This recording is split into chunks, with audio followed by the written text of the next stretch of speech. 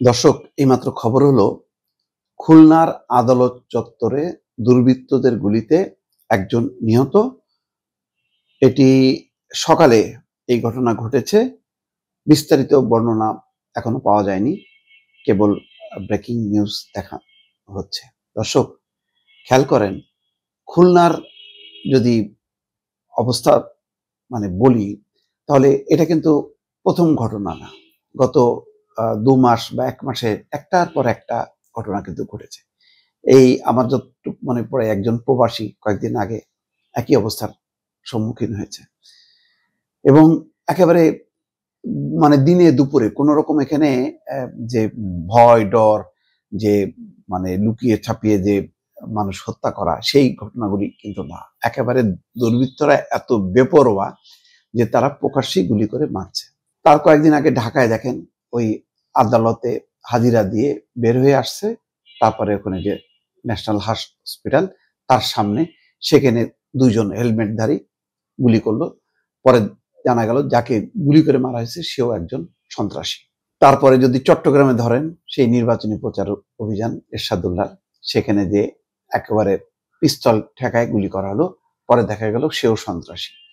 ঘটনা ঘটছে সন্ত্রাসী সাথে যুক্ত বিভিন্ন গ্রুপের, এক পক্ষ আরেক পক্ষকে নিশ্চিহ্ন করছে।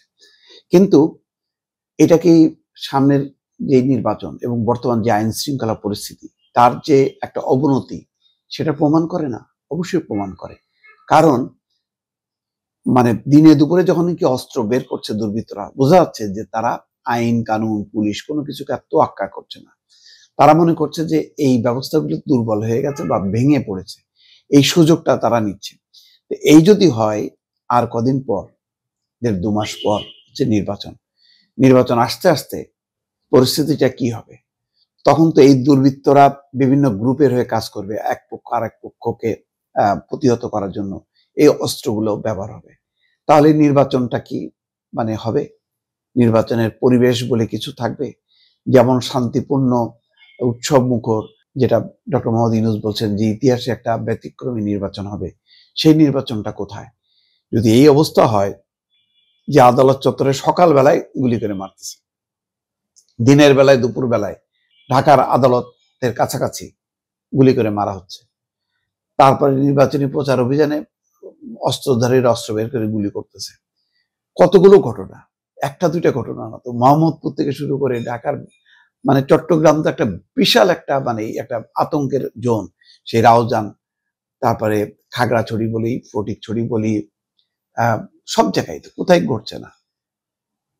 কোনো জায়গা বাদ নেই। কিন্তু এই অবস্থায় আপনি কিভাবে এগোবেন, যেখানে দুর্বৃত্তদেরকে ধাওয়া করে বের করা যায়নি, তাদেরকে আটক করা যায়নি?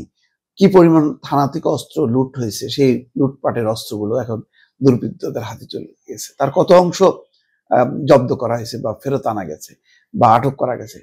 অল্প অংশই।